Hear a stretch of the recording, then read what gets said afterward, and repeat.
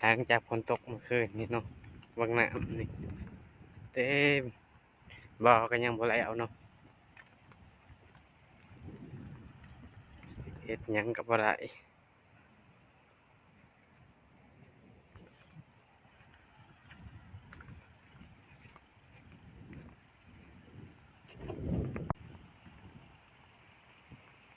เบิ่งน้ำอังยังบ่ได้รดน้ำเอาเด้อพี่น้องเอ้ยน้ำอังหลายอะดิ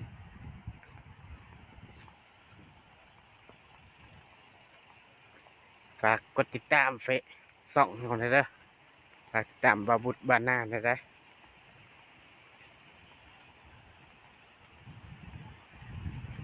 อันนี้ก็เอามาปิดไดโวเนาะระบบมันเนาะ